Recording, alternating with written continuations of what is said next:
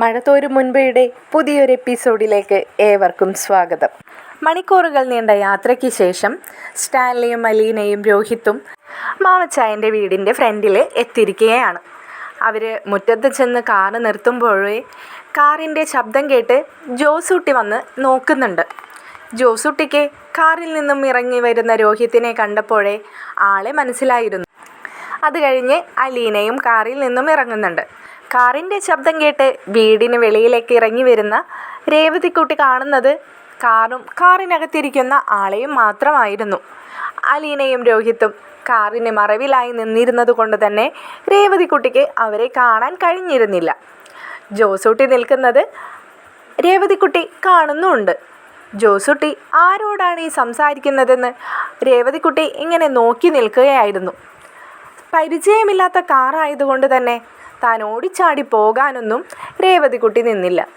അവൾ ഉടനെ തന്നെ അകത്തേക്ക് പോയിട്ട് മാമച്ചായനോട് പറയാണ്, പുറത്താരോ വന്നിട്ടുണ്ട് അങ്കിളെ, ആരാണെന്ന് എനിക്ക് മനസ്സിലായില്ല, ഇതുവരെ ഞാൻ കണ്ടിട്ടില്ല ആ കാറ് ഇവിടെ വന്ന്, പരിചയമില്ലാത്ത കാറാണെന്ന്. മാമച്ചായനുമായിട്ട് രേവതിക്കുട്ടി പുറത്തേക്ക് വരുമ്പോഴായിരുന്നു അലീനയെയും രോഹിത്തിനെയും കാണുന്നത്. ആ കണ്ട സന്തോഷത്തിൽ അവൾ ഓടി വന്ന് രേവതിക്കുട്ടി അലീനയുടെ ദേഹത്തേക്ക് അലച്ചു വീഴാണ്. ചേച്ചി എന്താ എന്നോട് പറയാതെ വന്നേ എന്ന് ചോദിച്ചുകൊണ്ട്. അലീന പറഞ്ഞു, നിനക്കൊരു സർപ്രൈസ് ആവട്ടെ എന്ന് വിചാരിച്ചിട്ടാണെന്ന്. അപ്പോൾ രേവതിക്കുട്ടി ചോദിക്കുന്നുണ്ട്, ചേച്ചി പോന്നപ്പോൾ ഈ വീരനെയും കൂട്ടിക്കൊണ്ട് പോന്നോ എന്നൊക്കെ. മരം കുത്തിപ്പോൾ തൽക്കാലം മിണ്ടാതവിടെ ഇരുന്നാൽ മതിയെന്നും പറഞ്ഞ് രോഹിത്തും അവളെ കളിയാക്കുകയാണ്. ഇതേ സമയത്താണ് കാറിൽ നിന്നും ഇറങ്ങുന്ന സ്റ്റാൻലിയെ രേവതിക്കുട്ടി ശ്രദ്ധിക്കുന്നത്. അദ്ദേഹത്തെ കണ്ടതും രേവതിക്കുട്ടിക്ക് ആളെ പെട്ടെന്ന് തന്നെ മനസ്സിലായി. രേവതിക്കുട്ടി പറയുകയാണ്, അങ്കിളും കൂടെ ഉണ്ടായിരുന്നു അല്ലേ, സോറി ഞാൻ ശ്രദ്ധിച്ചില്ലെന്ന് പറയുന്നുണ്ട്. അപ്പോൾ സ്റ്റാൻലി കുറച്ച് ഗൗരവത്തിൽ തന്നെ, ഓ അത് കുഴപ്പമില്ല, നമ്മൾ തമ്മിൽ വേറെ പരിചയമൊന്നും ഇല്ലല്ലോ എന്നൊക്കെ പറയുന്നുണ്ട്. രേവതിക്കുട്ടി അവരുമായി അകത്തേക്ക് കയറുകയാണ്. അപ്പോൾ നമ്മുടെ മാമച്ചായന് ഈ വന്നിരിക്കുന്ന സ്റ്റാൻലിയെ എവിടെയോ കണ്ടൊരു മുഖപരിചയം തോന്നുന്നുണ്ടെങ്കിലും അദ്ദേഹത്തിന് അത്ര ഓർമ്മ വരുന്നുണ്ടായിരുന്നില്ല. കാരണം സ്റ്റാൻലിയും മാമച്ചായനും മുൻപ് നേരിട്ടൊന്നും കണ്ടിട്ടില്ല. നമ്മുടെ റാണിമോള് എപ്പോഴോ ചേട്ടന്മാരുടെയും ചാച്ചൻ്റെയും അമ്മച്ചിയുടെയൊക്കെ ഫോട്ടോസ് കാണിച്ച ആ പരിചയം മാത്രമാണ് മാമച്ചായനുള്ളത്. അപ്പോൾ വന്നിരിക്കുന്നത് നമ്മുടെ അലീനയുടെ ഫാദറാണെന്നാണ് മാമച്ചായൻ കരുതുന്നത്. മാമച്ചായൻ വളരെ സ്നേഹപൂർവ്വം അവരെല്ലാവരെയും വിളിച്ചകത്തേക്ക് കയറ്റിയിരുത്താണ്. പെട്ടെന്ന് തന്നെ ഗ്രേസമ്മയും അവരുടെ അരികിലേക്ക് വരുന്നുണ്ട്. ഗ്രേസമ്മയ്ക്ക് അലീനയെ കണ്ടതും വളരെ സന്തോഷമായി. അലീനയെ വന്ന് കെട്ടിപ്പിടിക്കുന്നൊക്കെയുണ്ട്. രോഹിത്തിനോടും എന്തൊക്കെയുണ്ട് വിശേഷം, നീ എന്നാണ് ബാംഗ്ലൂർക്ക് പോകുന്നതെന്നൊക്കെ ചോദിക്കുകയാണ്. അങ്ങനെ സ്റ്റാൻലിയെ പരിചയപ്പെടുത്താണ് അലീന. ഇത് പപ്പയാണ്, പപ്പയുടെ പേര് സ്റ്റാൻലി ജോസഫ് എന്നാണെന്നൊക്കെ പറഞ്ഞുകൊണ്ട്. അങ്ങനെ സ്റ്റാൻലി ജോസഫും മാമച്ചായനും ഷെയ്ക്ക് ഹാൻഡൊക്കെ കൊടുക്കുന്നുണ്ട്. അപ്പോഴും അവർ തമ്മിൽ പറയുന്നില്ല കേട്ടോ, ഇത് നമ്മുടെ റാണി മോളുടെ മൂത്ത സഹോദരനാണ് എന്നൊന്നും പറഞ്ഞ് പരിചയപ്പെടുന്നില്ല. അപ്പോൾ രേവതിക്കുട്ടിയോട് അലീന ചോദിക്കുന്നുണ്ട്, സ്വകാര്യമായിട്ട് മറ്റാരും കേൾക്കാതെ തന്നെ ചോദിക്കുകയാണ്, നീയേ നമ്മുടെ റാണി ചേച്ചിയുടെ സഹോദരൻ മൂത്ത ചാച്ചനാണ്, എൻ്റെ പപ്പ എന്നൊന്നും നീ ഇവിടെ പറഞ്ഞിട്ടില്ല അല്ലേ എന്ന് ചോദിക്കുകയാണ്. അപ്പോൾ രേവതിക്കുട്ടി പറയുന്നുണ്ട്, ഞാൻ ഇതുവരെയും പറഞ്ഞില്ല ചേച്ചി, പറയാനായിട്ടുള്ളൊരു സാഹചര്യം എനിക്ക് ഒത്തു വന്നില്ല, പിന്നീട് എപ്പോഴെങ്കിലും സമാധാനമായിട്ട് പറയാമെന്നൊക്കെ വിചാരിച്ചു. ഒന്നാമത്തെ കുഞ്ഞിൻ്റെ കാര്യം ആലോചിച്ച് വല്ലാത്ത ടെൻഷനിലാണെന്നൊക്കെ രേവതിക്കുട്ടി അലീനയോട് പറയുകയാണ്. ഗ്രേസം അപ്പോഴേക്കും ഇവർക്ക് ജ്യൂസുമായിട്ടൊക്കെ വരുന്നുണ്ട്. ഇവരാരും തന്നെ, അതായത് നമ്മുടെ അലീനയോ രോഹിത്തോ രേവതിക്കുട്ടിയോ നമ്മുടെ മാമച്ചായനോട് ഈ വന്നിരിക്കുന്നത് റാണിമോളുടെ സഹോദരനാണെന്ന് പറയാത്തത് കൊണ്ട് തന്നെ സ്റ്റാൻലി അവരോട് ചോദിക്കുകയാണ്, മാമച്ചായനോട് ചോദിക്കുകയാണ്, മാമച്ചായന് എന്നെ മനസ്സിലായോ എന്ന്. അപ്പോൾ മാമച്ചായൻ പറയാണ്, എനിക്ക് താങ്കളെ ആദ്യമേ കണ്ടപ്പോഴേ ഞാൻ എവിടെയോ കണ്ടിട്ടുള്ളൊരു മുഖമാണല്ലോ എന്ന് എൻ്റെ മനസ്സിലിങ്ങനെ തോന്നിയിരുന്നു, പക്ഷേ നമ്മൾ എവിടെയെങ്കിലും വെച്ച് കണ്ടിട്ടുണ്ടോ? എനിവേ മിലിറ്ററിയിലെങ്ങാനും? ഓ താങ്കളും ഒരു മിലിറ്ററി ഓഫീസർ ആയിരുന്നു അല്ലേ? ഞാൻ ആ കാര്യം വിട്ടുപോയെന്ന് സ്റ്റാൻലി പറയുന്നുണ്ട്. അപ്പോൾ മാമച്ചായൻ പറയുന്നുണ്ട്, അവിടെ എവിടെയെങ്കിലും വെച്ചാണോ നമ്മൾ കണ്ടിട്ടുള്ളതെന്ന്. ഇത് കേൾക്കുന്ന സ്റ്റാൻലി മാമച്ചായനോട് പറയാണ്, ഏയ് അല്ലല്ലല്ല, ഒരിക്കലുമല്ല, നമ്മൾ തമ്മിൽ കണ്ടിട്ടില്ലെന്നുള്ളതാണ് മറ്റൊരു സത്യം എന്ന് പറയുകയാണ്. അപ്പോൾ മാമച്ചായന് വല്ലാത്തൊരു അതിശയം തോന്നുകയാണ്. ഇദ്ദേഹം എന്താണ് ചോദിക്കുന്നത്, പരിചയമുണ്ടോ എന്ന് ചോദിക്കുന്നുണ്ട്. എങ്കിലും ഇദ്ദേഹം പറയുന്നുണ്ട് നമ്മൾ തമ്മിൽ കണ്ടിട്ടില്ലെന്ന്. അപ്പോൾ എന്താണ് ഇദ്ദേഹം ഉദ്ദേശിക്കുന്നതെന്ന് ചോദിക്കുമ്പോഴേക്കും മാമച്ചായൻ്റെയും ഗ്രേസമ്മയുടെയും മുഖത്ത് നോക്കിയിട്ട് സ്റ്റാൻലി പറയുകയാണ്, ഞാൻ നിങ്ങളുടെ ഷെറിൻ്റെ മൂത്ത സഹോദരനാണ് എന്ന്. ഇത് കേട്ടതും രണ്ടുപേരുടെയും മുഖത്ത് വല്ലാത്ത ആശ്ചര്യം തോന്നുകയാണ്. പെട്ടെന്ന് ഗ്രേസമ്മയുടെ മനസ്സിലേക്ക് പഴയ ഓർമ്മ വരികയാണ് കേട്ടോ. സ്റ്റാൻലി ജോസഫ് ഇവരുടെ വിവാഹകാര്യമൊക്കെ ആലോചിക്കുന്ന സമയത്തും വിവാഹം ഉറപ്പിക്കുന്ന സമയത്തൊന്നും ഇദ്ദേഹം നാട്ടിലുണ്ടായിരുന്നില്ല. ഇദ്ദേഹം ആ സമയത്ത് വർക്ക് ചെയ്യുമായിരുന്നു, പുറത്തെവിടെയോ ആയിരുന്നു എന്നൊക്കെ ഗ്രേസമ്മ ചിന്തിക്കുകയാണ്. കുടുംബസമേതമുള്ള പഴയ ഫോട്ടോസുകളൊക്കെ റാണിമോൾ കാണിച്ചു തന്നിട്ടുള്ള കാര്യമൊക്കെ ഗ്രേസമ്മയുടെ മനസ്സിലേക്ക് പോവുകയാണ്. ഉടനെ തന്നെ ഗ്രേസമ്മ മാമച്ചായനോട് പറയുന്നുണ്ട്, ഞങ്ങൾ താങ്കളെ കണ്ടത് ഫോട്ടോയിലാണ്. റാണിമോൾ കുടുംബത്തിലുള്ള എല്ലാവരെയും ഞങ്ങൾക്ക് ഫോട്ടോയിലൂടെയാണ് ആദ്യം പരിചയപ്പെടുത്തി തന്നിട്ടുള്ളതെന്നൊക്കെ പറയുന്നുണ്ട്.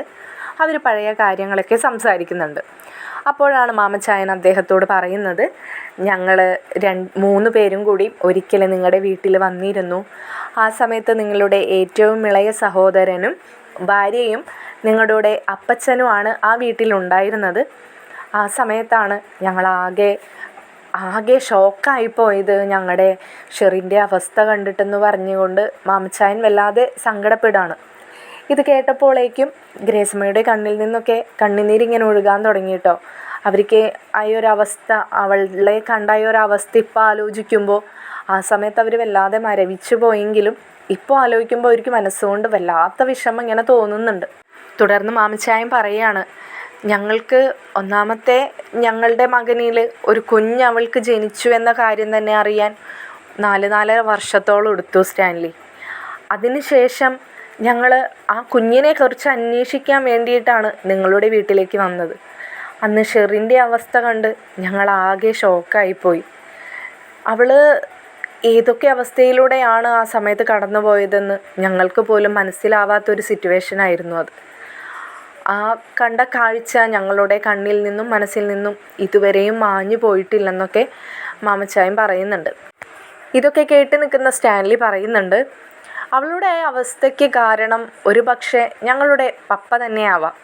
ഞാൻ ഒരുപാട് വട്ടം എൻ്റെ കുടുംബക്കാരോട് പറഞ്ഞ് മനസ്സിലാക്കാൻ ശ്രമിച്ചതാണ്. അവളുടെ വിവാഹം നടത്തണ്ടെന്നും അവളെയും കുഞ്ഞിനെയും സംരക്ഷിക്കാനുള്ള കഴിവ് ദൈവം സഹായിച്ച് നമുക്ക് തന്നിട്ടുണ്ടെന്നും. ഞാൻ പറയുന്നതൊന്നും വില വെക്കാൻ എൻ്റെ ചാച്ചനോ അനിയന്മാരോ സമ്മതിച്ചിരുന്നില്ല. അവർക്ക് പാരമ്പര്യവും സമൂഹത്തിലുള്ള നിലയും വിലയും ഒക്കെയായിരുന്നു പ്രാധാന്യം. ഒരേ ഒരു മകളുള്ളവളുടെ ജീവിതം താറുമാറായി പോകുമെന്ന് ചിന്തിക്കാനുള്ള കഴിവ് അവർക്കുണ്ടായിരുന്നില്ല. ഒരു പക്ഷേ അവളെ വിവാഹം കഴിച്ചതിന് ശേഷം, അവൾക്കൊരു കുഞ്ഞിന് ജന്മം നൽകിയതിന് ശേഷമാണ് നിങ്ങളുടെ മകൾ മരിച്ചിരുന്നുവെങ്കിൽ എൻ്റെ കുടുംബക്കാരെന്ത് ചെയ്യുമായിരുന്നു? അവൾക്കൊരു കുഞ്ഞുണ്ടെന്ന് അറിഞ്ഞുകൊണ്ട് തന്നെ അവളെ വിവാഹം കഴിക്കാൻ തയ്യാറായി വരുന്ന ഒരു ചെറുപ്പക്കാരനെ കൊണ്ട് അവളെ വിവാഹം കഴിപ്പിക്കുമായിരുന്നു. പക്ഷേ ഇവിടെ അവർ ചെയ്തത് സ്വബോധമില്ലാത്ത ചിന്താഗതിയായിരുന്നു ആ സമയത്ത്. എനിക്കങ്ങനെ തന്നെ പറയേണ്ടി വരും എൻ്റെ അപ്പച്ചനെയും സഹോദരന്മാരെയും. കാരണം എന്താണെന്ന് വെച്ചാൽ, അവളൊരു കുഞ്ഞിന് ജന്മം നൽകിയവളാണെന്നും അവളൊരമ്മയാണെന്നും മറച്ചു വെച്ചുകൊണ്ടാണ് ഒരു ചെറുപ്പക്കാരനെ കൊണ്ട് അവളെ വിവാഹം കഴിപ്പിച്ചത്. അത് തെറ്റാണ്. ഒരു ചെറുപ്പക്കാരൻ്റെ ജീവിതം കൂടി തകർത്തുകൊണ്ടായിരുന്നു അവരവരുടെ മകൾക്ക് ഒരു ലൈഫ് ഉണ്ടാക്കാൻ ശ്രമിച്ചത്. കർത്താവിന് പോലും അത് ഇഷ്ടപ്പെട്ടിട്ടുണ്ടാവില്ല. സ്റ്റാൻലി വളരെ ഓപ്പണായിട്ട് തന്നെ അതൊക്കെ പറയുകയാണ്. തൻ്റെ കുടുംബക്കാർ ചെയ്തു വെച്ച തെറ്റുകളെക്കുറിച്ചൊക്കെ സ്റ്റാൻലിക്ക് പറയാനൊരു മടിയും ഉണ്ടായിരുന്നില്ല. ന്യായീകരിക്കാനും താല്പര്യമില്ലായിരുന്നു. മാമച്ചായൻ ഇതെല്ലാം കേട്ട് തലയാട്ടുക മാത്രമാണ് ചെയ്തത്. മാമച്ചായനോട് സ്റ്റാൻലി പറയുന്നുണ്ട്, ഒരുപക്ഷെ നിങ്ങളോടും കൂടി എൻ്റെ കുടുംബക്കാർക്ക് ആലോചിക്കാമായിരുന്നു. ഇനിയിപ്പോൾ അതിനെപ്പറ്റിയൊന്നും പറഞ്ഞിട്ട് കാര്യമില്ല മാമച്ചായ. എനിവേ ഞാൻ നിങ്ങളോട് സോറി പറയുന്നു. മാമച്ചായൻ വളരെ അതിശയത്തോടു കൂടി തന്നെ സ്റ്റാൻലിയോട് ചോദിക്കുകയാണ്, താങ്കൾ എന്തിനാണ് സോറി പറയുന്നത്? ഞങ്ങളും അന്വേഷിക്കേണ്ടതായിരുന്നു ഷെറിനെ കുറിച്ചിട്ട്. ഞങ്ങളുടെ മകൻ മരിച്ച ഷോക്കിൽ ഞങ്ങളതെല്ലാം വിട്ടുപോയി. പിന്നെ ഞങ്ങളുടെ മകൾ, അവൾ ആദ്യമേ തീരുമാനിച്ചതായിരുന്നു ഒരു കന്യാസ്ത്രീ ആവണമെന്ന്. ആ തീരുമാനത്തിൽ നിന്നും അവളെ പിന്തിരിപ്പിക്കാൻ ഞങ്ങൾക്കും കഴിഞ്ഞിരുന്നില്ല. ഞങ്ങളുടെ പ്രതീക്ഷകളും സന്തോഷങ്ങളും ഒക്കെ അവിടെ അവസാനിച്ചു. ഒറ്റപ്പെട്ട ജീവിതത്തിൽ എന്ത് വേണം, എങ്ങനെ വേണം എന്നുള്ള ആലോചനയ്ക്കൊടുവിലായിരുന്നു ഞങ്ങളുടെ ഈ തീരുമാനം എന്ന് പറഞ്ഞുകൊണ്ട് രേവതിക്കുട്ടിയെ ചൂണ്ടിക്കാണിക്കുകയായിരുന്നു. സ്റ്റാൻലി അപ്പോൾ പറയുന്നുണ്ട്, നിങ്ങളുടെ ആ തീരുമാനത്തെ അഭിനന്ദിക്കുന്നു മാമച്ചായ. ഗ്രേസമ്മ തുടർന്ന് സ്റ്റാൻലിയോട് പറയുന്നുണ്ട്, അവൾ വന്നതിന് ശേഷമാണ് ഞങ്ങൾക്ക് ഒരു വെട്ടവും വെളിച്ചവും ഒക്കെ ഉണ്ടായത്. അതേപോലെ തന്നെ ഞങ്ങളുടെ ജീവിതത്തിൽ എന്തെങ്കിലും പ്രതീക്ഷകളൊക്കെ തന്നത് രേവതിക്കുട്ടി തന്നെയാണ്. ഞങ്ങളുടെ മകനൊരു കുഞ്ഞുണ്ടെന്നും ആ കുഞ്ഞിനെ തിരിച്ചു പിടിക്കണമെന്നൊക്കെ ഞങ്ങളിൽ ഒരു അറിവുണ്ടാക്കി തന്നതും ഈ രേവതിക്കുട്ടി തന്നെയാണെന്ന് ഗ്രേസമ്മ പറയുകയാണ്. ഇത് കേൾക്കുന്ന സ്റ്റാൻലി പറയുന്നുണ്ട്, അത് സംസാരിക്കാൻ കൂടിയാണ് ഞാനിന്ന് അലീനയ്ക്കൊപ്പം ഇവിടേക്ക് വന്നത്. എന്ത് വേണമെന്ന് ആലോചിച്ചിട്ട് എനിക്കൊരെത്തും പിടിയും കിട്ടുന്നില്ല.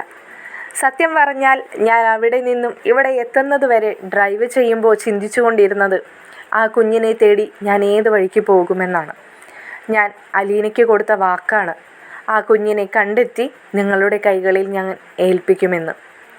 അതുമാത്രമല്ല, ടോണിയും ഇപ്പോഴും വിവാഹം കഴിക്കാതെയൊക്കെ നടക്കുന്നത് ഒരുപക്ഷെ റാണിമോളോടുള്ള സ്നേഹം കൊണ്ട് തന്നെയാവാം. അവർ ഒരുമിച്ച് 1-1.5 കൊല്ലമോ അങ്ങനെ എന്തോ ഒരുമിച്ച് ജീവിച്ചിട്ടുള്ളെങ്കിലും അവർ തമ്മിൽ ഒരുപാട് അടുപ്പത്തിലായിരുന്നു എന്നുള്ളത് ഷെറിൻ്റെ ആ അവസ്ഥയോടുകൂടി നമുക്ക് മനസ്സിലാകും. അത് കഴിഞ്ഞ് സ്റ്റാൻലി ചോദിക്കുകയാണ്, നിങ്ങൾ കുഞ്ഞിനെക്കുറിച്ചുള്ള അന്വേഷണം എവിടെ വരെ ആയി? നിങ്ങളോട് ടോണി വല്ലതും പറഞ്ഞായിരുന്നോ എന്നൊക്കെ ചോദിക്കുമ്പോൾ സ്റ്റാൻലിയോട് മാമച്ചായൻ പറയുകയാണ്, നിങ്ങൾക്കറിയാലോ, നമ്മൾക്ക് ആർക്കും ആ കുഞ്ഞിനെക്കുറിച്ച് യാതൊരു വിവരവുമില്ല. ഒരു അല്പം പോലും മനസ്സാക്ഷി നിങ്ങളുടെ അപ്പച്ചൻ ആ കാര്യത്തിൽ കാണിക്കുന്നില്ല എന്നുള്ളതാണ് സത്യം. സ്റ്റാൻലിക്ക് മനസ്സിലാക്കാവുന്നതല്ലേ ഉള്ളൂ അത്. കാരണം അദ്ദേഹമാണ് കുഞ്ഞിനെ എവിടെയോ കൊണ്ടുപോയോ ഏൽപ്പിച്ചിരിക്കുന്നത്. അദ്ദേഹത്തിനോട് ഞങ്ങൾ പറഞ്ഞതാണ് ആ അഡ്രസ്സ് മാത്രം തന്നാൽ മതി എന്നും ആ കുഞ്ഞിനെ തേടി ഏത് വഴിക്ക് വേണമെങ്കിലും ഞങ്ങൾ പൊയ്ക്കൊള്ളാമെന്നും. പക്ഷേ അതൊന്നും അദ്ദേഹം തയ്യാറാവുന്നില്ലെന്ന് സ്റ്റാൻലിയെ അറിയിക്കുകയാണ് മാമച്ചായൻ. ആ കുഞ്ഞിനെ കണ്ടെത്താനുള്ള പൂർണ്ണ പിന്തുണയുമായിട്ട് ഞങ്ങൾക്കൊപ്പം ടോണിയും ഉണ്ട്. പക്ഷേ അദ്ദേഹത്തിനും ഒരുപാട് പരിമിതികളുണ്ട്. അദ്ദേഹത്തിന് ഇതിനെക്കുറിച്ചൊന്നും അറിയില്ല. ഒരു ലിറ്റിൽ ഫ്ലവർ കോൺവെൻറ്റ് എന്ന് നിങ്ങളുടെ അച്ചാച്ചൻ അന്ന് പറയുകയുണ്ടായി. അവിടെ പോയി ടോണി അന്വേഷിച്ചപ്പോൾ അങ്ങനെ ഒരു കുഞ്ഞിനെ കുറിച്ചിട്ട് അവർക്കാർക്കും അറിയില്ല. അപ്പോൾ തന്നെ മനസ്സിലാക്കാവുന്നതല്ലേ ഉള്ളൂ, അന്ന് ഞങ്ങളെ ഒഴിവാക്കാൻ വേണ്ടിയിട്ട് നിങ്ങളുടെ ചാച്ചൻ അത് നുണ പറഞ്ഞതാണെന്ന്. അദ്ദേഹത്തിനും ഒരു പക്ഷേ നിങ്ങളുടെ സഹോദരന്മാർക്കും അറിയാമായിരിക്കാം. നിങ്ങൾക്ക് ഇതിലൊരു പങ്കുമില്ലെന്ന് ഞങ്ങൾക്കും മനസ്സിലായി കഴിഞ്ഞു. മാമച്ചായ ഒരിക്കലും വിഷമിക്കരുത്. നിങ്ങളുടെ അവസ്ഥ ഇപ്പോൾ എന്താണെന്ന് എനിക്ക് നന്നായിട്ടറിയാം. നിങ്ങളുടെ മകനെ വളർത്തുന്നത് പോലെ, മകന് കൊടുക്കുന്ന സ്നേഹം പോലെ മകൻ്റെ സ്ഥാനത്ത് കർത്താവ് ഒരു കുഞ്ഞിനെ തന്നിട്ടാണ് നിങ്ങളുടെ മകനെ കർത്താവ് അങ്ങെടുത്തത്. പക്ഷേ ആ കുഞ്ഞിനെ ഒരു നോക്ക് കാണാൻ പോലും നിങ്ങൾക്ക് കഴിയാത്ത അവസ്ഥയെക്കുറിച്ചിട്ട് നിങ്ങൾ പറയാതെ തന്നെ എനിക്ക് മനസ്സിലാവുന്നുണ്ട് മാമച്ചായ എന്ന് സ്റ്റാൻലി വളരെ വിഷമത്തോടു കൂടി പറയുകയാണ്. മാമച്ചായൻ പറയുന്നുണ്ട്, അത് മാത്രമാണോ? നിങ്ങളൊന്ന് ആലോചിച്ചു നോക്കൂ, ഇത്രയും സൗഭാഗ്യവും സമ്പന്നതയിലും വളരേണ്ട ഒരു കുഞ്ഞ്, അത് ഞങ്ങളുടെ കാര്യത്തിൽ മാത്രമല്ല, നിങ്ങളുടെ ആ കുഞ്ഞിൻ്റെ അമ്മയുടെ വീട്ടുകാരുടെ കാര്യത്തിലായാലും ഇപ്പോൾ ഒരു അനാഥാലയത്തിൽ ആരുമില്ലാത്തൊരവസ്ഥയിൽ ഒരു നേരത്തെ ഭക്ഷണത്തിന് വേണ്ടി പോലും ഒരു പ്ലേറ്റും എടുത്ത് ക്യൂ നിൽക്കേണ്ടി വരുന്നൊരു കുഞ്ഞിനെ എൻ്റെ ഉറക്കം നഷ്ടപ്പെടുത്തുകയാണ് സ്റ്റാൻലി എന്ന് ഗ്രേസമ്മയും ഒപ്പം നിന്ന് പറയുന്നുണ്ട്. സ്റ്റാൻലിക്ക് ഇതൊക്കെ കേട്ടിട്ട് തീരെ സങ്കടം സഹിക്കാനേ കഴിയുന്നില്ല കേട്ടോ. മാമച്ചായൻ പറഞ്ഞതും പോലെ അല്ലെങ്കിൽ ഗ്രേസമ്മ പറഞ്ഞതുപോലെ ഇത്രയിലും സമ്പന്നതയിലും സൗഭാഗ്യത്തിലും വളരേണ്ട ഒരു കുഞ്ഞ്, അതാലോചിക്കുമ്പോൾ സ്റ്റാൻലിക്ക് വളരെ വിഷമം തോന്നുന്നുണ്ട്. സ്റ്റാൻലി അപ്പോൾ മാമച്ചായന് വാക്ക് കൊടുക്കുകയാണ്, നിങ്ങളുടെ കുഞ്ഞിനെ നമ്മൾ കണ്ടെത്തിയിരിക്കും അധികം വൈകാതെ തന്നെ. എന്തായാലും 4-4.5 വർഷത്തോളം അവൾ അങ്ങനെ ജീവിച്ചില്ലേ, ഇനി അവളെ അങ്ങനെ വിട്ടുകൊടുക്കാൻ നമ്മൾ തയ്യാറല്ലെന്ന് പറയുന്നുണ്ട്. ഇതൊക്കെ കേട്ട് വളരെ സന്തോഷത്തോടു കൂടി തന്നെ നിൽക്കുകയാണ് കേട്ടോ രേവതിക്കുട്ടിയും അലീനയും രോഹിത്തും ഒക്കെ. അലീനയും രേവതിക്കുട്ടിയും ഇതെല്ലാം കേട്ടിട്ട് കണ്ണിൽ നിന്നും ഇങ്ങനെ കണ്ണുനീരൊഴുക്കിക്കൊണ്ടിരിക്കുകയാണ്. കാരണം ഇവർ ഈ പറഞ്ഞ അവസ്ഥകളൊക്കെ അതിലൂടെയൊക്കെ കടന്നു പോയവരാണ് ഇവർ രണ്ടുപേരും. അവർക്കറിയാം ഒരു അനാഥാലയത്തിൽ വളരുന്ന ഒരു കുഞ്ഞിൻ്റെ അവസ്ഥയെക്കുറിച്ചിട്ട്. തുടർന്ന് സ്റ്റാൻലി മാമച്ചായനോട് പറയുകയാണ്, നിങ്ങളന്ന് വീട്ടിൽ വന്നതുമായിട്ടോ അല്ലെങ്കിൽ പിന്നീട് ടോണിയുമായി നിങ്ങൾ വന്നതും ടോണിയും അപ്പച്ചനും റോബർട്ടും ഒക്കെ പ്രശ്നമുണ്ടായ കാര്യങ്ങളൊന്നും ഞാൻ അറിഞ്ഞിരുന്നില്ല. റാണിമോളുടെ വിവാഹകാര്യം പറഞ്ഞ് അന്ന് തെറ്റിയതാണ് ചാച്ചനുമായിട്ട്. അതുകൊണ്ട് തന്നെ അവളുടെ മിന്നുകെട്ടിനോ മനസമ്മതത്തിനോ ഒന്നും ഞാൻ ഉണ്ടായിരുന്നില്ല. അവൾ എന്നെ ഫോണിലൂടെ വിളിച്ച് അനുഗ്രഹം മേടിക്കുക മാത്രമായിരുന്നു. അവൾ മനസ്സറിഞ്ഞുകൊണ്ട് തയ്യാറായതല്ല. പക്ഷേ അവളെ ഭീഷണിപ്പെടുത്തി തന്നെയാണ് അവളെ ആ വിവാഹത്തിന് അവർ സമ്മതിപ്പിച്ചത്. അവളുടെ കുഞ്ഞിനെ അവർ പൂർണ്ണമായും സംരക്ഷിച്ചു കൊള്ളാമെന്ന് പറഞ്ഞു. നാട്ടിൽ ലീവിനൊക്കെ വരുമ്പോൾ അവളെ കൊണ്ടുപോയി ആ കുഞ്ഞിനെ കാണിക്കാമെന്ന് പറഞ്ഞു. കുടുംബത്തിൻ്റെയും നാട്ടുകാരുടെ മുമ്പിൽ ചാച്ചനെയും ആങ്ങളമാരെയും നാണം കെടുത്തരുതെന്ന് അവളുടെ മുമ്പിൽ കേണപേക്ഷിച്ചു. അതുകൊണ്ട് മാത്രമാണ് ആ കുട്ടി ആ വിവാഹത്തിന് സമ്മതിച്ചത്. പിന്നീട് ഇവരെല്ലാവരും കൂടി അവളെ ചതിച്ചു എന്ന ചിന്തയാണ് അവളിപ്പോൾ ആ മെൻ്റലിലേക്ക് തള്ളിവിട്ടത്. ഒപ്പം ആ പാവപ്പെട്ടവൻ്റെ ജീവിതവും. തിരിച്ച് മാമച്ചായനും പറയുന്നുണ്ട്, ടോണി എന്ന് പറയുന്ന പയ്യൻ വളരെ പാവം തന്നെയാണ്. ഇപ്പോഴും അവൻ ഷെറിനെ ജീവന് തുല്യം സ്നേഹിക്കുന്നുണ്ട്. അവന് അവളെ വിട്ട് കളയാൻ ഒട്ടും തന്നെ താല്പര്യമില്ല എന്നുള്ളത് അവൻ്റെ ഓരോ വാക്കുകളിൽ നിന്നും മനസ്സിലാക്കാം. അവൻ ഞങ്ങളോട് പറഞ്ഞത് ഷെറിനെ ഒരു കുഞ്ഞിനെ സ്നേഹിക്കുന്ന പോലെയാണ് അവനെ സ്നേഹിച്ചു കൊണ്ട് നടന്നിരുന്നതെന്നാണ്. അവരുടെ ജീവിതം അത്ര മനോഹരമായിരുന്നുവെന്ന്. അതൊക്കെ നമുക്ക് തിരിച്ചു കൊടുക്കാൻ കഴിയും അല്ലേ സ്റ്റാൻലി എന്ന് മാമച്ചായൻ ചോദിക്കുന്നുണ്ട്. മാമച്ചായനോടായി സ്റ്റാൻലി പറയുന്നുണ്ട്, ഞാനും അലീനയും കഴിഞ്ഞ ദിവസം അതിനെക്കുറിച്ച് സംസാരിച്ചിരുന്നു മാമച്ചായ. മറ്റൊന്നുമല്ല, കുഞ്ഞിനെ തിരിച്ചു കിട്ടുന്ന സമയത്ത് കുഞ്ഞിനെ നിങ്ങളെ ഏൽപ്പിക്കുക. ഷെറിനെ കാര്യങ്ങളൊക്കെ പറഞ്ഞ് മനസ്സിലാക്കി ടോണിയുമായി ഒന്നിപ്പിക്കുക. അത് കഴിഞ്ഞ് അവർക്കും കുഞ്ഞുങ്ങളൊക്കെ ഉണ്ടാകുമല്ലോ. ഈ കുഞ്ഞ് ഇവിടെ വളരട്ടെ നിങ്ങൾക്കൊപ്പം. അത് കഴിഞ്ഞ് അവർക്കുണ്ടാകുന്ന കുഞ്ഞുങ്ങളും അവൾക്കും ഈ കുഞ്ഞിനെ വന്ന് കാണാനും ടോണിയുടെ സമ്മതം നമുക്ക് മേടിച്ചു കൊടുക്കാമല്ലോ. അങ്ങനെയൊക്കെ ആലോചിച്ച് വെച്ചിരിക്കുകയാണ്. അതിനു മുമ്പായിട്ട് നമ്മുടെ കുഞ്ഞിനെ നമ്മുടെ കയ്യിൽ കിട്ടണം. എത്രയൊക്കെ ആയാലും ഇതിനെ ചൊല്ലി എന്തായാലും ചാച്ചനുമായിട്ട് ഒരു പ്രശ്നത്തിലേക്ക് തന്നെ പോകുമെന്നാണ് എനിക്ക് തോന്നുന്നത് എന്ന് വളരെ ഗൗരവത്തോടു കൂടി തന്നെ സ്റ്റാൻലി പറയുന്നത് കേൾക്കുമ്പോൾ അലീനയ്ക്ക് വല്ലാത്ത ടെൻഷൻ തോന്നുന്നുണ്ട്. അലീന അപ്പോൾ സ്റ്റാൻലിയോട് പറയാണ്, അയ്യോ പപ്പ അങ്ങനെയൊന്നും വേണ്ട കേട്ടോ, അങ്ങനെ പ്രശ്നമൊന്നും ഉണ്ടാക്കാൻ നിൽക്കരുത്. അത് ചാച്ചന് വല്ലാത്ത വിഷമാവും. ചാച്ചനിപ്പോൾ വളരെ സന്തോഷത്തിലല്ലേ, എന്തിനാ ചാച്ചനെ പിണക്കുന്നത്? ചാച്ചൻ അങ്ങനെയൊന്നും ഉദ്ദേശിച്ചിട്ടുണ്ടാവില്ല. എങ്ങനെയൊന്നും ഉദ്ദേശിച്ചിട്ടുണ്ടാവില്ലെന്ന്? ഒരു കുഞ്ഞിനെ അനാഥാലയത്തിൽ കൊണ്ടുപോയി ആക്കുന്നതിനെ കുറിച്ചിട്ടോ, അല്ലെങ്കിൽ ആ കുഞ്ഞ് പിന്നീട് എങ്ങനെ ജീവിക്കുമെന്നോ? എന്താണ് നീ ഉദ്ദേശിക്കുന്നത്? നീയല്ലേ എൻ്റെ അടുത്ത് പറഞ്ഞത് ഒരു അനാഥാലയത്തിൽ വളരുന്ന കുഞ്ഞിൻ്റെ എല്ലാ ബുദ്ധിമുട്ടും മനോവിഷമവും മനസ്സിലാക്കുന്ന ഒരാളാണ് നീ എന്ന്. നീ തന്നെയാണോ ഇപ്പോൾ ഇങ്ങനെ പറയുന്നത് എന്ന് പറഞ്ഞുകൊണ്ട് സ്റ്റാൻലി അവൾക്ക് നേരെ കുറച്ച് കർശനമായിട്ട് തന്നെ സംസാരിക്കുന്നത് കേൾക്കുമ്പോൾ രോഹിത്ത് പറയുന്നുണ്ട്, അതങ്കിളെ ചിന്നമ്മ കയറിയതാ, പെട്ടെന്നേ ചാച്ചനെ കുറ്റം പറഞ്ഞപ്പോൾ. അത് കേട്ടപ്പോൾ സ്റ്റാൻലി അറിയാതെ ചിരിച്ചുപോയി. അലീന തിരിഞ്ഞു നിന്ന് അവനൊരടിയും കൊടുത്തു. ഇത് കേൾക്കുന്ന മാമച്ചായന് ഒന്നും മനസ്സിലാവുന്നില്ല. പക്ഷേ ഗ്രേസമ്മയ്ക്ക് കാര്യം മനസ്സിലായിരുന്നു. കാരണം അലീന രേവതിക്കുട്ടിയോട് പറഞ്ഞും രേവതിക്കുട്ടി അത് ഗ്രേസമ്മയോടും പറഞ്ഞ് അവർക്ക് പരസ്പരം കാര്യങ്ങൾ അറിയാമായിരുന്നു.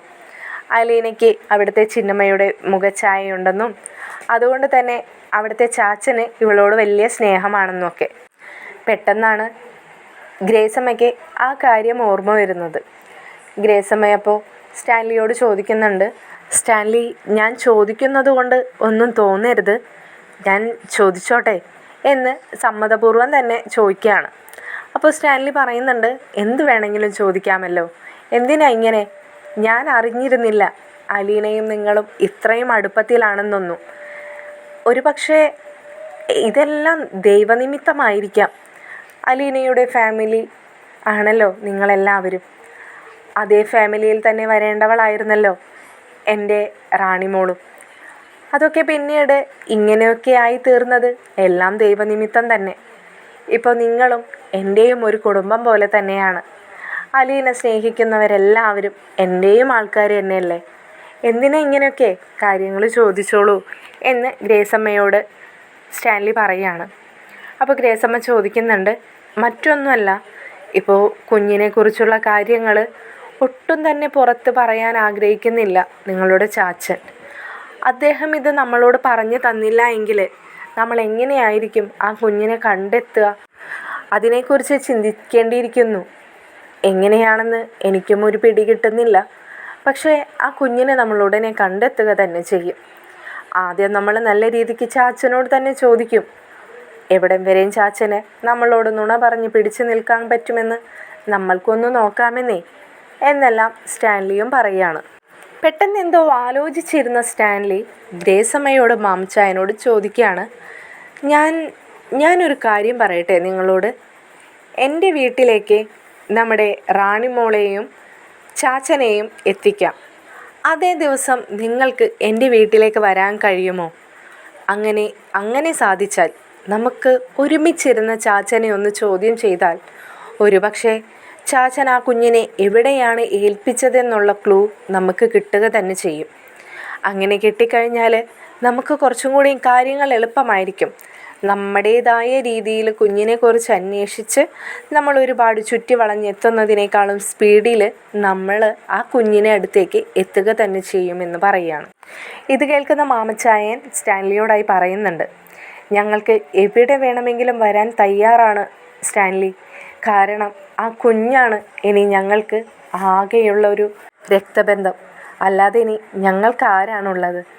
യാത്ര ചെയ്യാൻ അല്പം ബുദ്ധിമുട്ടുണ്ടെന്നുള്ളതൊഴിച്ചാൽ ബാക്കിയെല്ലാം ഞങ്ങൾക്ക് ഓക്കെയാണ് എന്നുകൂടി മാമച്ചായൻ പറയുന്നുണ്ട്. സ്റ്റാൻലി പറയുന്നുണ്ട്, ഒന്നുകൊണ്ടും വിഷമിക്കേണ്ട, എല്ലാം നേരെയാവുക തന്നെ ചെയ്യുമെന്ന്. അത് കഴിഞ്ഞ് സ്റ്റാൻലി ചോദിക്കുന്നുണ്ട്, എല്ലാവരെയും വന്ന് കണ്ടതിലും പരിചയപ്പെടാൻ കഴിഞ്ഞതിലും ബന്ധങ്ങളൊക്കെ പുതുക്കാൻ കഴിഞ്ഞതിലും വല്ലാത്ത സന്തോഷമുണ്ട്. ഞങ്ങൾ എന്തായാലും ഇറങ്ങട്ടെ എന്ന് ചോദിക്കുകയാണ്. ഇത് കേൾക്കുന്ന ഗ്രേസമ്മ പറയുന്നുണ്ട്, അങ്ങനെയൊന്നും പോകാൻ പറ്റത്തില്ല. നിങ്ങൾ ഇവിടെ ഇരുന്ന് ഇന്നത്തെ ഭക്ഷണമൊക്കെ കഴിച്ചിട്ടേ പോകാൻ പറ്റത്തുള്ളൂ. ഞങ്ങളുടെ അലീന കൊച്ച് ആദ്യമായിട്ടല്ലേ അവളുടെ പപ്പയെയും കൂട്ടി ഞങ്ങളുടെ വീട്ടിലേക്ക് വരുന്നത്. അപ്പോൾ എങ്ങനെയാണ് ഞങ്ങൾ വെറും കൈയോടെ അവളെ മടക്കി അയക്കുക? അപ്പോൾ വയറ് നിറച്ച് ഭക്ഷണമെങ്കിലും തന്നിട്ട് അവളെ അയക്കാമല്ലോ. കൂടെ അവളുടെ പൊന്നാങ്ങളെയും ഉള്ളതല്ലേ. അതുകൂടാതെ അവനെ ഒരുപാട് അംഗം വെട്ടുകൾ അവിടെ നടത്തി വെച്ചിട്ട് അവൻ്റെ അമ്മയെ ഇവിടെ വിട്ടിട്ടുണ്ടായിരുന്നു. ഒരു തുള്ളിക്കലാശമൊക്കെ കഴിച്ചിട്ടാണ് അവൻ്റെ അമ്മ ഇവിടെ നിന്നും പോയത്. അതിനുശേഷമേ അവൻ ഇപ്പോഴാണ് എൻ്റെ കയ്യിലൊന്ന് കിട്ടുന്നത്. പിന്നെ സ്റ്റാൻലി വന്നതുകൊണ്ടും സ്റ്റാൻലിക്ക് ഞങ്ങളെയൊന്നും വലിയ പരിചയമില്ലാതെയല്ലേ കയറി വന്നതെന്നുള്ള ധാരണയിലായിരുന്നു ഞാൻ. അതുകൊണ്ടാണ് അവനെ ഞാൻ തൽക്കാലം വെറുതെ വിട്ടിരിക്കുന്നത്. അവനിവിടെ നിന്നും ഒരു ശിക്ഷ കൊടുത്തിട്ട് വേണം വിടാനായിട്ട് എന്നൊക്കെ ഗ്രേസമ്മ പറയുന്നത് കേട്ട് സ്റ്റാൻലി ചിരിക്കുകയാണ്. എന്നിട്ട് സ്റ്റാൻലി പറയുന്നുണ്ട്, ഇന്നലെ തുടങ്ങി ഈ കാര്യം അലീന അവനെ പറഞ്ഞ് ഭീഷണിപ്പെടുത്തിക്കൊണ്ടിരിക്കുന്നുണ്ട്. അലീന ഒരുപാട് വട്ടം പറഞ്ഞതാണ് ഇവിടേക്ക് അവനെ കൊണ്ടുവരില്ലെന്ന്. എൻ്റെ വാക്കിൻ്റെ പുറത്ത് മാത്രമാണ് ഇന്ന് ഇവിടെ ഈ രോഹിത്ത് വന്ന് നിൽക്കുന്നത്. അപ്പോൾ അവൻ എനിക്കൊരു വാക്കും തന്നിരുന്നു, അലീന പറയുന്ന ഈ കഥകളെക്കുറിച്ച് ഒരു വിശകലനം തന്നെ എനിക്ക് പറഞ്ഞു തരാമെന്ന്. ഇക്കണ്ട സമയങ്ങൾ കടന്നു പോയിട്ടും അവൻ ഒരക്ഷരം പോലും എന്നോട് പറഞ്ഞിട്ടില്ലെന്നും സ്റ്റാൻലി വളരെ തമാശപൂർവ്വം പറയുകയാണ്. ഓ അതാണോ? അതിനെക്കുറിച്ച് സ്റ്റാൻലിക്ക് ഞാൻ തന്നെ വിശദമായിട്ട് പറഞ്ഞു തരാമെന്ന് മാമച്ചായനും തമാശ രൂപേണ പറയുന്നുണ്ട്. നിങ്ങളെന്തായാലും കഥകളൊക്കെ പറഞ്ഞിരിക്കെ ഞങ്ങൾ 3 പേരും പോയി ഉച്ചക്കേൽക്കുള്ള ഭക്ഷണം അടിപൊളിയാക്കി ഉണ്ടാക്കിയിട്ടൊക്കെ വരാമെന്ന് പറഞ്ഞുകൊണ്ട് ഗ്രേസമ്മ അലീനയെയും രേവതിക്കുട്ടിയുമായിട്ട് കിച്ചണിലേക്ക് പോവുകയാണ്. ഈ സമയത്ത് സ്റ്റാൻലി അലീനയോടും രോഹിത്തിനോടുമായിട്ട് പറയുന്നുണ്ട്, ദേ കുട്ടികളെ, ഒരുപാട് സമയം നീട്ടിക്കൊണ്ട് പോവാൻ നിൽക്കരുത്. ഉച്ചഭക്ഷണം കഴിഞ്ഞ് ഉടനെ തന്നെ നമുക്ക് ഇറങ്ങാനുള്ളതാ. ഈ പയ്യനെ കൊണ്ടുപോയി അവൻ്റെ വീട്ടിലാക്കി കൊടുത്തിട്ട് വേണം നമുക്ക് പോകാനെന്ന് പറയുകയാണ് സ്റ്റാൻലി. ഇത് കേൾക്കുന്ന രോഹിത്ത് പറയുന്നുണ്ട്, അയ്യോ അങ്കിളെ, എന്നെ വീട്ടിലൊന്നും ആക്കി തരണമെന്നില്ല. എന്നെ അവിടെ എവിടെയെങ്കിലും സിറ്റിയിൽ ഇറക്കി വിട്ടിട്ട് എനിക്കൊരു ഊബർ ബുക്ക് ചെയ്ത് തന്നാൽ മതി, ഞാൻ അങ്ങ് പോയിക്കോളാം. ഇത് കേൾക്കുന്ന മാമച്ചായനും പറയുന്നുണ്ട്, ഓ പിന്നെ, അവൻ വലിയ പുരുഷനായില്ലേ, അവനിപ്പോൾ അവൻ്റെ ഭാവി കാര്യങ്ങളെക്കുറിച്ചൊക്കെ തീരുമാനിക്കാൻ മാത്രം പ്രാപ്തിയുള്ളവനാണെന്നേ. അവനെ എന്തിനാ നിങ്ങൾ കൊണ്ടുപോയി ആക്കുന്നത്? നിങ്ങൾ അവൻ്റെ വില കളയാനായിട്ട് ചെറിയ കൊച്ചുങ്ങളെ പോലെ. ഇത് കേൾക്കുന്ന സ്റ്റാൻലി രോഹിത്തിനോട് ചോദിക്കുന്നുണ്ട്, കൊള്ളാലോ രോഹിത്തെ, എല്ലായിടത്തുനിന്നും നിനക്കിട്ടോരെ താങ്ങാണല്ലോ. അപ്പോൾ ഇനി ബാക്കിയുള്ള കഥകൾ മാമച്ചായനിൽ നിന്നും തന്നെ അറിഞ്ഞിട്ട് കാര്യമെന്ന് പറഞ്ഞ് മാമച്ചായനുമായി സംസാരിക്കാനിരിക്കുകയാണ് സ്റ്റാൻലി. വളരെ സന്തോഷപൂർവ്വം അന്നത്തെ ആ ദിവസം മാമച്ചായൻ്റെ വീട്ടിൽ കൂടാൻ തന്നെ അവർ തീരുമാനിച്ചു. നിങ്ങൾക്ക് ഈ ചാനലും വീഡിയോസും ഇഷ്ടപ്പെടുന്നുണ്ടെങ്കിൽ ചാനൽ സബ്സ്ക്രൈബ് ചെയ്യാനും ലൈക്ക് ചെയ്യാനും ഹൈപ്പ് ചെയ്ത് സപ്പോർട്ട് ചെയ്യാനും മറക്കരുതേ. അഭിപ്രായങ്ങൾ കമൻറ്റിലൂടെ അറിയിക്കണേ. ശുഭരാത്രി.